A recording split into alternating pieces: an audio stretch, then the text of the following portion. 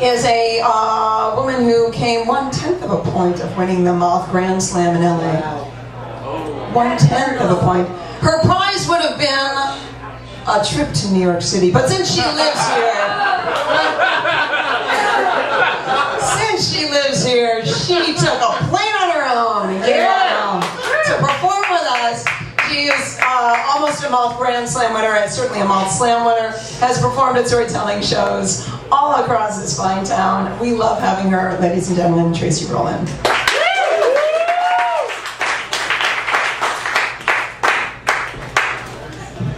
Yeah, I missed my chance to be to stand on the stage at the Moth Ball as a representative of Los Angeles, which would have been weird.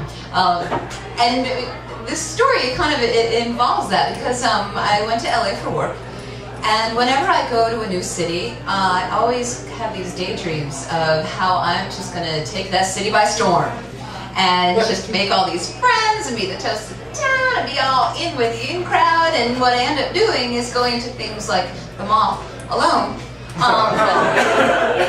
and sitting sort of on the periphery of groups of friends as they talk the way that friends do. And it just always strikes me as this kind of alien conversation, you know, this sort of coterie of friends and the way friends talk. And this was especially true when I got relocated to Hong Kong. They were speaking a whole other language of friendship, of camaraderie, and of language. And I had the opportunity to learn Cantonese, and I took exactly 2 classes before realizing that Cantonese is hard, very hard. And you can kind of get around in Hong Kong without knowing it. It's Asia for beginners. You know, it's like it was an English colony for long enough that most everybody speaks English, and then there's also a huge expat community where they only speak English and the language of drink. And I didn't feel so connected to that community because of the kind of hard partying and hard drinking and the fact that it was sort of college with money, and they were super friendly but super drugged out and just weren't quite my people all the time. And so I would find myself just walking the streets of Hong Kong, which is very fun to do on ecstasy. And also very safe. Hong Kong it's a crazy safe city, and I would walk through you know, parks at midnight, and there'd be gangs of teenagers studying. And it's kind of, if you're a really kind of hot Filipina housekeeper, you do have a better chance of getting thrown out of a 20-story building by an angry Chinese housewife, maybe than if you lived in Manila. But if you're just a big white girl, you're fine. So I found myself walking alone a lot in Hong Kong and still daydreaming about how someday this city will be mine. Friends. And on my route home, between sort of downtown, like, you know, the kind of center of Hong Kong, and then my apartment was the botanical garden, and the zoo was part of this botanical garden, and I used to love walking through it on my way home. It was a little out of the way, but not really. And what made it so great was that in addition to just being in a completely alien city, I would also find myself in this alien time. It's this Victorian zoo. It feels that way. It feels like you're just walking through the late 1800s. It's got these gas lamps. There would always be sort of mist, you know, just because the air in Hong Kong is just filled with sweat. It's very hot and very odoriferous. It's living in a fat man's pants, is what we like to call it. And it's awesome. And so walking through the zoo with these sort of wrought iron cages that looked like they were drawn by Eloise, you know, it's just these kind of perfect little cages, and animals in them that were small enough that you didn't feel too sad. And I loved walking down the monkey house because the monkeys, you know, they'd see you and they'd be like, "Yay, you're here!" You know, it was like, they'd be so welcoming. They'd be all swinging, throwing their poo, and kind of like the expat community a couple of blocks over, but with fewer drugs. And that would just be kind of my little walk down the little block of the monkey house. You know, thank you, you know, and they're all hanging on their bars and very happy to see me. And it's sad, I know, but it was my little slice of community. And so this one night, I entered the zoo a little bit later than usual. I had gone to see a movie alone, and was on my way home and walked into the northern side of the botanical gardens, and it was just one of those kind of super perfect Hong Kong nights, and you don't get them a lot because it is very hot all the time, even at night. And this was sort of like the only kind of moment of autumn that they had. It was night like tonight, it was like 70-something degrees, and I was like, oh, this feels great. And the best part is, in the Botanical Garden, it's the only place in the whole city that's just quiet.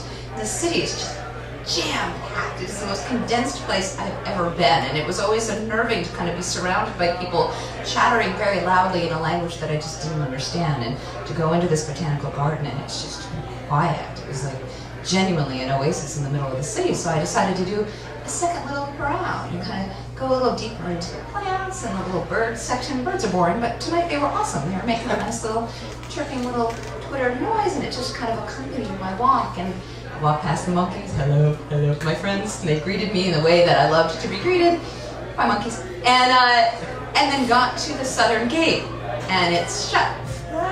And there's a padlock on it that's like a Flintstones padlock. Like, it is like this big with like the like you could just see somebody walking around the zoo, you know, with a giant key, except I did not see this person. And I thought, okay, well, because this garden, to my mind, you know, never closed. I walked through it at, you know, late at night, and so I worked my way around the periphery. Also, it's probably good to note that the hours were posted in Chinese. So I get back to the front gate thinking, all right, it's just going to be a longer walk home, and the front gate's got one of those giant padlocks on it.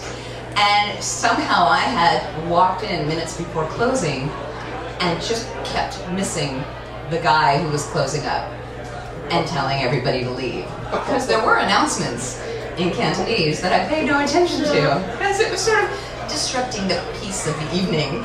And so it's now going on 10, 11 o'clock at night, and I'm in the Hong Kong Zoo, alone. And I know I'm safe, but I'm also just seriously creeped out. Because it's the mist, and it's the Victorian iron bars, and it's the gas lights, and it's no longer kind of welcoming spooky, it's like total Jack the Ripper spooky.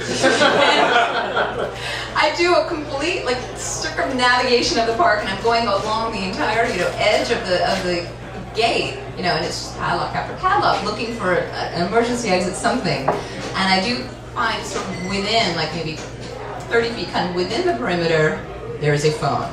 And this was the days before it was the days before I had a cell phone. And all my friends had cell phones, but I had nobody to call, so I had no cell phone. So it was like 99. And so there was an emergency phone. Like emergency phone written over it, I guess, in Cantonese, but it was a phone. It was yellow. That seemed emergency-ish. And I pick up the phone, and it rings, and somebody on the other end says, "Hello." Oh, thank God! You speak English. That's awesome. Listen, you'll think this is really funny, but I'm locked in the zoo. Can you send somebody to get me out? "Hello," says the other person on the end of the line, and that's apparently all she can say in English. And she starts rattling off some Chinese, and I start saying, "Hi, no, hi, trapped, stuck in the zoo." And she says, "Bye, bye-bye." And so, very cheerful. Also very cheerful, and I think this probably would have been a really good time to brush up on my Cantonese. And so I just start walking. There's really nothing else to do. And I kind of walk until I start feeling tired, and I sit myself down with the birds, very soothing sound. And I can hear kind of on the other side of the zoo, I hear the monkeys still kind of, you know, going at it and chirping and hooting, and I'm just thinking, you're having more fun. And it's a lot less lonely over there. And I'm like, I don't want to sleep with the monkeys, but I don't want to sleep alone. And if I ever write an autobiography, that is totally the title.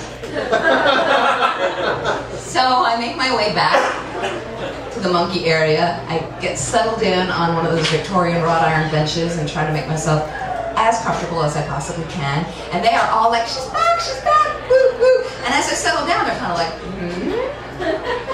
And I've got like 40 eyes sort of watching me as I doze off, kind of looking through the bars, like 40 parents of a newborn special needs baby, making sure that I'm sleeping okay and not gonna kill them in their sleep.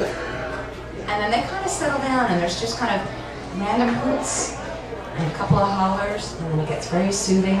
And for a brief moment that evening, that city and I got each other.